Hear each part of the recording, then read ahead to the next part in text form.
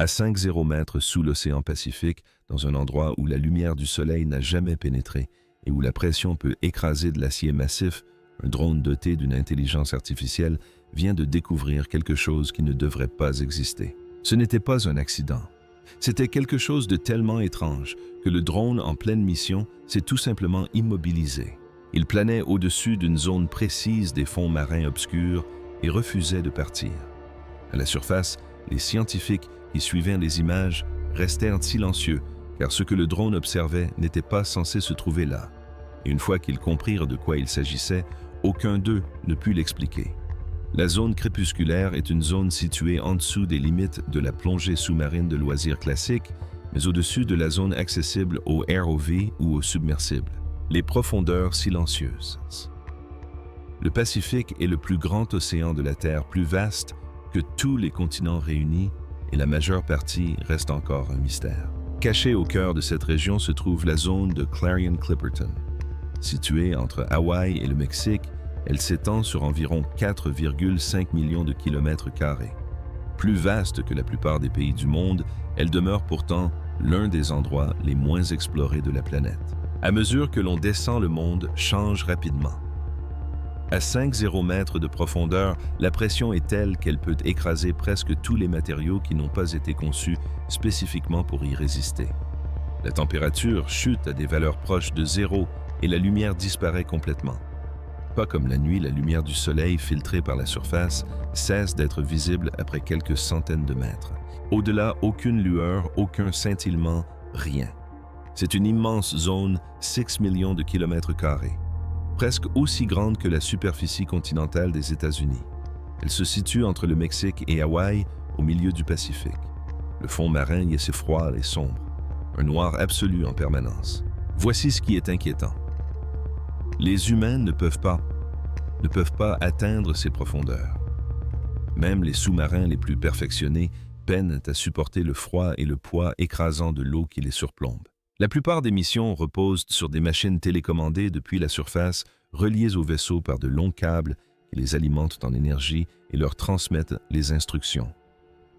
Si un imprévu survient sous l'eau, les scientifiques à la surface n'ont que quelques secondes pour réagir et le plus souvent, ils sont impuissants. Pendant des décennies, les experts ont supposé que cette partie de l'océan était principalement inactive, calme, prévisible, une simple étendue de vase peuplée de quelques créatures éparses. Mais voici le hic, la zone Clarion-Clipperton n'est pas vide. Elle est pavée sur des millions de kilomètres carrés d'étranges pierres sombres. Et ces pierres sont sur le point de bouleverser tout ce que nous pensions savoir sur notre propre planète. La mission IA.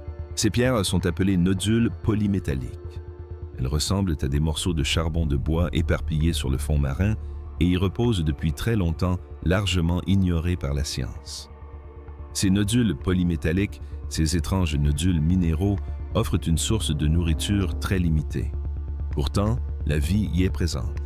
Mais ce n'est pas la vie qui les a rendus célèbres, c'est l'argent. Ces nodules regorgent de cobalt, de nickel, de cuivre et de manganèse, les mêmes métaux qui entrent dans la composition des batteries de véhicules électriques, des smartphones, des éoliennes et des réseaux solaires. Soudain, cette portion oubliée des fonds marins apparaissait comme le terrain le plus précieux de la planète. Mais avant même que quiconque puisse exploiter ce gisement, les scientifiques se sont heurtés à un problème, leurs outils étaient inadaptés. Les câbles étaient trop courts et les robots trop lents. Les signaux mettaient trop de temps à voyager. À 5,0 mètres de profondeur, même un léger retard peut tout compromettre. Si un objet étrange passe devant la caméra, le temps que l'opérateur en surface le repère et envoie une commande, il est trop tard. Les profondeurs océaniques n'attendent pas d'instructions. Alors, ils ont conçu autre chose. Non pas un outil, mais un système. Quelque chose capable de penser par lui-même. Ils ont créé un drone doté d'une intelligence artificielle autonome, unique en son genre. La moitié de ce que nous observons là-bas est encore inconnu de la science et nous voulons pouvoir étudier ces animaux. Ce drone n'avait pas besoin de câbles. Il n'attendait pas d'ordre. Il possédait sa propre énergie, ses propres capteurs et son propre cerveau. Les ingénieurs l'ont entraîné grâce à des milliers d'heures d'images, des grands fonds de relevés géologiques et de données biologiques. Ils l'ont alimenté avec des images de toutes les créatures abyssales connues, de toutes les formations rocheuses courantes, de tous les types de sédiments, de tous les types de reliefs sous-marins jamais enregistrés par l'homme. Et voici le point crucial, le drone avait appris à reconnaître la normalité. Des pages et des pages de normalité, des heures de normalité. Pour chaque forme qu'il pouvait rencontrer au fond de l'océan, le système disposait d'une référence. Ainsi, lorsqu'il découvrait une anomalie, il le savait. Nul besoin d'intervention humaine.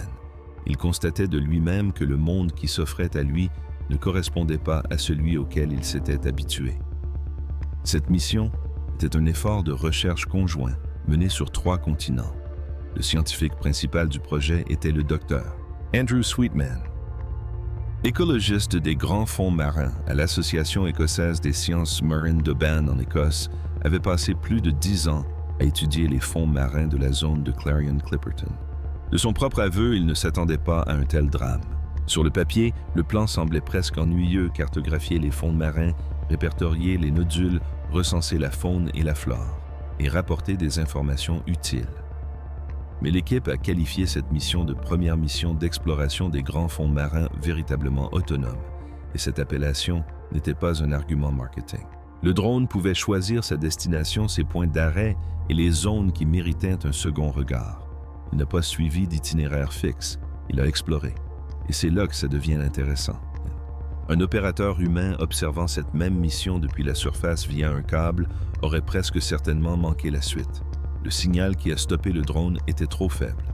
Le changement de trajectoire était trop subtil. Le temps qu'une personne à bord remarque quelque chose sur l'écran et envoie une commande, l'occasion serait déjà passée. Si cette découverte a eu lieu, c'est parce que pour la première fois, la machine au fond de l'océan était attentive plus rapidement que les humains ne l'auraient jamais été. Au début de la mission, tout semblait normal. Nous avions développé cette technologie et ses compétences au sein de l'Académie afin de pouvoir effectuer des plongées d'exploration dans cette région. Le drone a survolé le fond marin et a enregistré exactement ce que les scientifiques attendaient des sédiments rocheux, des nodules métalliques épars, et de temps à autre, une créature fantomatique dérivant dans l'obscurité.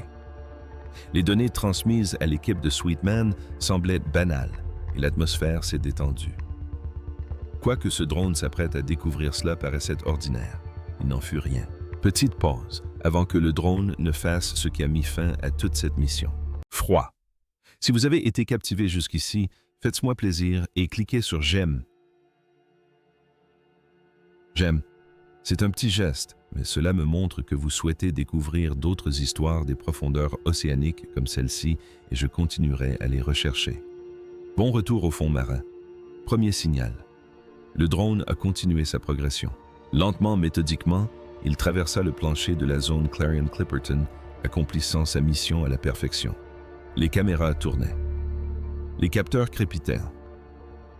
Les données étaient transmises au vaisseau très haut dans le ciel. Des rochers, des sédiments, quelques petites créatures, rien d'inhabituel. Mais le drone ne se contentait pas d'enregistrer. Il réfléchissait.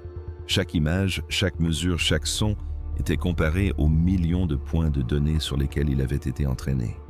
Et quelque part sur cette portion silencieuse du fond marin, la comparaison a cessé de correspondre. Un signal est parvenu. Faible, presque imperceptible. Un signal que n'importe quel opérateur humain aurait sans doute considéré comme un bruit de fond. Mais le drone ne l'a pas ignoré. Il a marqué une pause, il a viré, et il s'est dirigé vers la source. Puis, il s'est immobilisé complètement. Il ne s'est pas écrasé. Il n'a pas perdu de puissance. Il n'a signalé aucune erreur. Il est resté immobile en vol stationnaire au-dessus d'une zone précise du fond marin. La zone était petite d'une trentaine de mètres de diamètre, et elle ne semblait pas différente de tout ce qui l'entourait, même rochers, même nodules, même boue sombre et uniforme. Mais le drone refusait de partir. Voici ce qui devient inquiétant, le drone répétait le même schéma. Il restait en vol stationnaire, orientait ses capteurs, se décalait légèrement sur le côté, puis recommençait à scanner. Puis, il recommençait exactement la même chose. Stop Focus Adjustment. Stop Focus Adjustment. Pour les personnes qui suivaient la retransmission à Oban, Cela ressemblait à une machine qui tentait de confirmer quelque chose d'invraisemblable. Pendant un moment, l'équipe au sol ne remarqua même pas ce comportement étrange car le drone ne donna aucune alerte. Il n'était pas en détresse. Il ne s'agissait pas d'un dysfonctionnement. L'appareil fonctionnait simplement par précaution. Ses capteurs avaient détecté un signal électrique faible et constant provenant du fond marin. À bord, le premier réflexe fut de penser que l'équipement était hors service. Les profondeurs océaniques sont impitoyables pour les machines. La pression peut déformer les instruments. Le froid peut perturber le fonctionnement des appareils électroniques. L'eau salée peut corroder tout élément sensible. L'équipe a donc patienté. Elle a analysé les données, comparé les résultats de chaque capteur et soumis les relevés à tous les outils de diagnostic embarqués du drone. À chaque fois, le résultat était le même, le signal était bien réel. Le fond marin produisait de l'électricité. Voici ce qui est plus troublant. Il n'y avait aucun câble sous l'eau, aucune source hydrothermale à cet endroit précis et aucune forme de vie connue capable de générer un courant mesurable à cette échelle. Au fond de l'océan, dans l'obscurité la plus totale, dans une eau glaciale et sous une pression écrasante de l'énergie était produite. D'après ses propres dires, la première réaction de Sweetman fut de supposer qu'un des capteurs avait dérivé. Il demanda à son équipe de vérifier les enregistrements d'étalonnage. Les résultats furent mieux concluants. Il leur a demandé de refaire les relevés lors d'un autre passage de drone. Même résultat. Le signal n'était pas une anomalie. Le fond marin était électrifié. Une fois ce constat admis par l'équipe de Sweetman, une question bien plus complexe s'est posée si le fond marin produisait de l'électricité qu'alimentait-il de l'oxygène ambiant. L'équipe a passé tous les instruments à sa disposition sur ces nodules polymétalliques. Pendant des décennies, on les avait étudiés pour leur composition, jamais pour leur rôle. Ils étaient riches en cobalt, nickel, cuivre et manganèse, et c'était tout. Personne n'avait songé à se demander si ces nodules étaient actifs. Ce n'étaient que des roches. Mais sous la pression des profondeurs océaniques, entourées d'eau salée, leur surface métallique se révélait capable d'un phénomène remarquable, la génération de minuscules courants électriques. Pas assez pour alimenter une machine. Pas assez pour allumer une ampoule. Mais assez pour être mesuré. Assez pour être stable. Assez pour être continu. Et tenez-vous bien lorsque les scientifiques ont suivi ce courant à travers la composition chimique de l'eau environnante, ils ont réalisé de quoi il était capable. L'eau est composée d'hydrogène et d'oxygène liés entre eux. Dans des conditions normales, ces deux éléments restent liés, mais si l'on leur fournit suffisamment d'énergie, même infime, on peut les séparer. Le courant électrique émis par les nodules était juste suffisant pour cela. Lentement mais sûrement, le fond marin décomposait l'eau en ses éléments constitutifs. Et l'un de ces éléments était l'oxygène. Sweetman décrira plus tard le moment où les données seront parvenues. Il était à son bureau à Aubonne en fin d'après-midi, la lumière grise filtrant par la fenêtre. Il fixa les relevés, puis les fixa de nouveau. Il recula sa chaise et appela un collègue sans dire pourquoi. Pendant un long moment, aucun des deux ne parla. Ils se contentèrent de regarder les chiffres. Sweetman avait mené l'expérience dans l'espoir de confirmer une valeur de référence. Au lieu de cela, les fonds marins lui révélaient quelque chose qu'on lui avait toujours affirmé impossible. Sa première pensée, admit-il plus tard, fut que les capteurs étaient défectueux. Il demanda à son équipe de refaire les mesures, puis de les refaire avec un autre équipement, avant d'envoyer un nouveau lot de nodules à un laboratoire distinct pour une analyse indépendante. À chaque fois, la réponse était la même, les roches produisaient de l'oxygène. De l'oxygène à 5,0 mètres de profondeur, là où la lumière n'a jamais pénétré, là où il n'y a ni plantes, ni algues, ni photosynthèse d'aucune sorte. Tout ce que la science avait toujours enseigné sur la production d'oxygène sur Terre reposait sur la lumière du soleil. Chaque manuel, chaque modèle, chaque hypothèse sur laquelle Sweetman avait bâti sa carrière. Et voilà que l'oxygène était produit dans l'obscurité la plus totale par des pierres. C'est là que réside l'absurdité. La vie extraterrestre n'a peut-être pas besoin de soleil. Elle a peut-être simplement besoin des roches adéquates. Cette simple pensée a voyagé rapidement de l'océan jusqu'au bureau des astrobiologistes qui avaient passé leur carrière à se demander si les océans cachés d'autres mondes pouvaient éventuellement abriter la vie. L'un de ces astrobiologistes était le docteur Kevin Hand du Jet Propulsion Laboratory de la NASA à Pasadena en Californie, est un expert reconnu d'Europe, la lune glacée de Jupiter. Europe possède un immense océan dissimulé sous une épaisse couche de glace dont le volume est 2 fois supérieur à celui de tous les océans terrestres réunis. Aucun rayon de soleil ne l'atteint. La glace qui la recouvre atteint des kilomètres d'épaisseur. Pendant des années, la question centrale concernant Europe a été de savoir si la vie pouvait survivre dans un endroit aussi sombre et froid. Lorsque les résultats des analyses d'oxygène en haute altitude sont arrivés sur le bureau de Hand, il a déclaré plus tard avoir lu l'article 2 fois avant d'y croire. Des conditions jugées trop hostiles à la vie correspondaient désormais presque exactement à celles qui sur Terre permettaient la production naturelle d'oxygène. Europe possède les métaux nécessaires. Europe possède l'eau. Europe possède la pression. L'argument en faveur du vide spatial reposait sur l'hypothèse que rien ne pouvait produire d'oxygène là-dessous. Cette hypothèse ayant été invalidée, la recherche de vie extraterrestre prit discrètement une direction inédite. L'équipe donna un nom au phénomène l'oxygène sombre. De l'oxygène produit sans lumière solaire, sans vie, sans aucun des processus que l'on croyait nécessaires. Une réaction purement géochimique se produisant dans un endroit où personne n'avait jamais songé à chercher. Selon toutes les règles de la biologie enseignées à Sweetman, cela ne devrait pas exister. Et pourtant, c'était bien là mesuré en temps réel sur un écran en Écosse. Et le drone n'avait pas terminé sa mission. Pendant que l'équipe d'Oban s'efforçait encore d'interpréter les données relatives à l'oxygène sombre, la machine poursuivit sa progression. Elle atteignit une nouvelle portion du fond marin et ce qu'elle capta ensuite fut plus difficile à expliquer que l'oxygène lui-même des variations dans les motifs. Les capteurs cartographiques du drone avaient détecté des formations anormales sur le fond marin. Il ne s'agissait pas des motifs irréguliers et accidentés que l'érosion et les sédiments laissent habituellement. Elles étaient trop régulières, trop organisées. Il y avait des spirales, des agencements en gris et des crêtes répétitives qui s'alignaient les unes avec les autres d'une manière que la géologie naturelle produit rarement. L'IA avait été entraîné sur des milliers d'heures d'images de formations naturelles des grands fonds marins. Il connaissait le fonctionnement des courants. Il connaissait les effets de l'activité tectonique. Il savait à quoi ressemble un lent dépôt de sédiments sur des millions d'années. Ces formes ne correspondaient à rien de tout cela. Le système les signalait sans cesse. Cette répétition a contraint l'équipe humaine à examiner la situation de plus près. Voici la partie qui devient troublante. Les scientifiques ont analysé la vidéo image par image et comparé les motifs à des formations géologiques connues.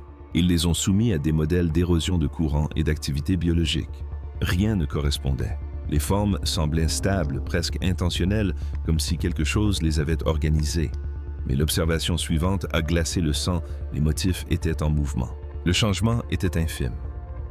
C'était le genre de modification imperceptible à l'œil nu, un décalage qui ne devient visible qu'en comparant des données à 2 instants différents. Mais il était bien là. Certaines crêtes s'étaient légèrement allongées. Certaines spirales s'étaient resserrées. Le fond marin se réorganisait. Cela n'aurait pas dû être possible. De tels changements sont généralement dus à l'activité tectonique au courant sous-marin ou à une pression extérieure quelconque. Les capteurs du drone étaient à l'affût de tous ces phénomènes, mais aucun n'était détecté. Il n'y avait pas de plaques tectoniques mobiles dans cette région. Il n'y avait pas de courant fort. L'eau autour des formations était presque complètement immobile. Ce qui animait le fond marin provenait de l'intérieur même du système. Et tenez-vous bien. Lorsque l'équipe a analysé les relevés électromagnétiques enregistrés par le drone durant la même période, elle a découvert la couche suivante.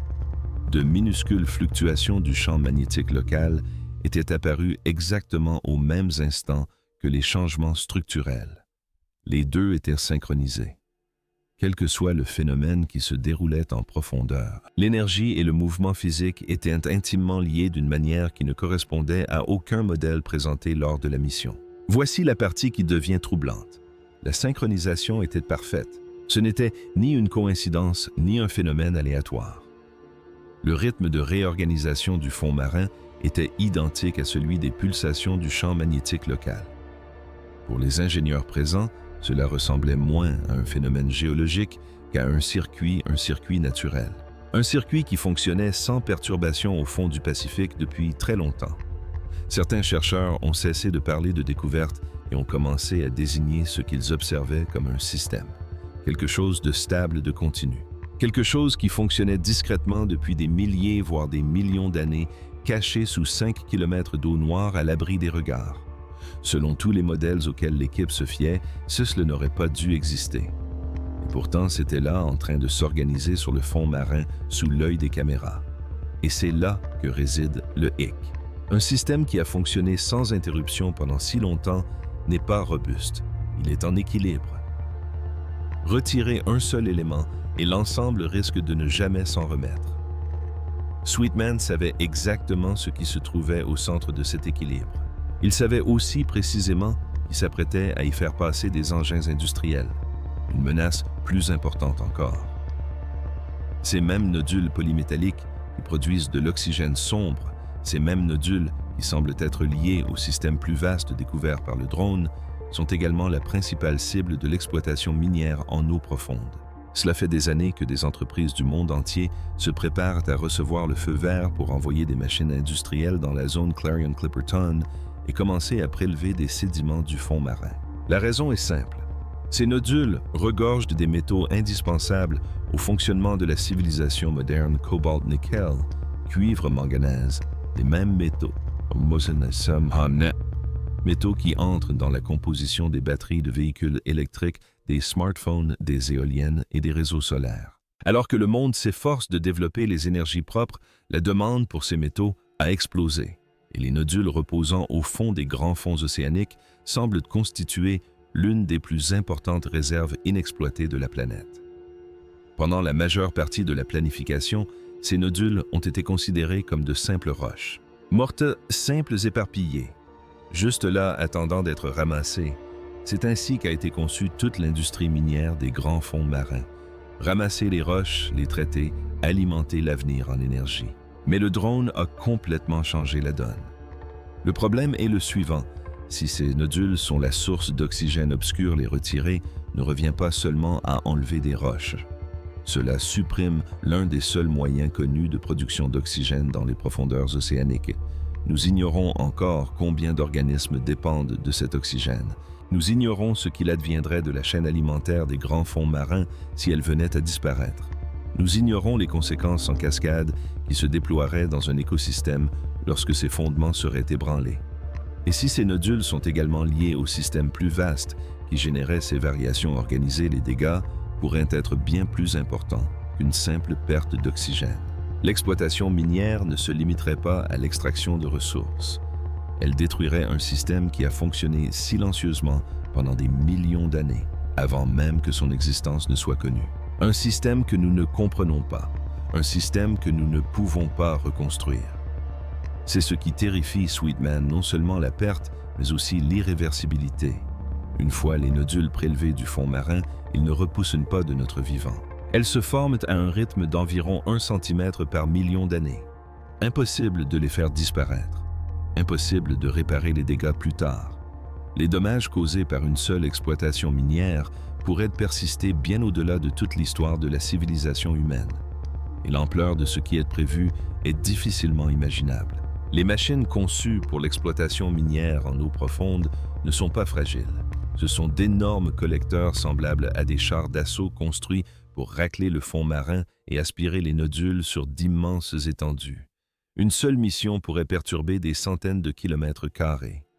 Plusieurs entreprises se préparent à mener ces opérations simultanément. La zone Clarion-Clipperton est immense, mais la demande pour ces métaux l'est tout autant. Et voici ce qui inquiète Sweetman. Les décisions concernant le lancement d'une exploitation minière commerciale à grande échelle sont prises actuellement par un organisme de réglementation appelé l'Autorité internationale des fonds marins. Ils examinent les demandes. Ils élaborent des règles. L'occasion pour le monde de décider du sort du Pacifique profond se présente aujourd'hui et non dans un avenir lointain. Sweetman et un nombre croissant de ses collègues supplient publiquement cette instance de ralentir, d'attendre, de laisser la science rattraper leurs ambitions. car une fois les machines en marche, il n'y a plus moyen de revenir en arrière et de constater les dégâts. Et tenez-vous bien, plus de 30 pays ont officiellement demandé un moratoire sur l'exploitation minière des grands fonds marins jusqu'à ce que les connaissances scientifiques soient meilleures. Les entreprises de ski militent pour cette extraction, quant à elles, ne l'ont pas fait. La pression sur les profondeurs océaniques s'accroît à tous égards de la surface vers le fond. Le choix qui s'offre à nous est délicat. D'un côté, il existe une demande réelle et importante pour les métaux contenus dans ces nodules. La transition vers une énergie plus propre en dépend. La technologie moderne en dépend. Dire non à l'exploitation minière en eau profonde signifie trouver ces métaux ailleurs, et il n'y a pas d'ailleurs facile. De l'autre côté, au fond du Pacifique, se déroule un processus susceptible de bouleverser les manuels de biologie. Un processus qui pourrait nous aider à comprendre la vie sur d'autres planètes. Un processus qui se déroule sans perturbation depuis bien avant l'apparition de l'humanité. Le drone n'a pas seulement fourni de nouvelles données aux scientifiques. Il a soulevé un problème, un vrai problème.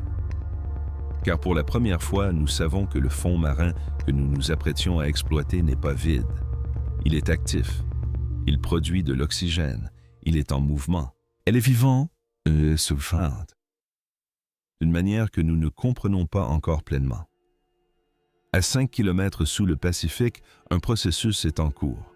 Il est en cours depuis très longtemps. Si nous en avons connaissance, c'est uniquement parce qu'une machine observant une zone désertée du fond océanique a refusé de poursuivre sa route. La question est maintenant de savoir si nous ferons de même. Si nous prendrons le temps de nous arrêter, de nous concentrer et d'examiner attentivement avant de décider de la suite. Et le plus troublant dans toute cette histoire, c'est peut-être ce qu'elle révèle sur le reste de la planète. Si un système aussi étrange, aussi actif, aussi vivant se cachait sous 5 km d'eau noire dans une région que nous pensions déjà connaître, qu'y a-t-il d'autre là-dessous? Combien d'autres processus silencieux se déroulent en ce moment, même dans des endroits où aucun humain n'a jamais cherché? Combien d'autres choses sommeillent sous nos pieds et qui, selon toutes les règles auxquelles nous nous fions, ne devraient pas exister? Le drone a répondu à une de ces questions. 5 autres puits ont été ouverts, et chacun d'eux nous incite à la prudence quant à nos actions futures. J'aimerais donc avoir votre avis. Pensez-vous que le monde devrait ralentir l'exploitation minière en eau profonde jusqu'à ce que nous comprenions ce qui s'y trouve réellement? Ou bien ces métaux sont-ils tout simplement trop importants pour attendre? Laissez votre réponse en commentaire. Je les lis tous. Et si cet article a changé votre regard sur l'océan, abonnez-vous, car d'autres découvertes incroyables arrivent dans les semaines à venir. À bientôt.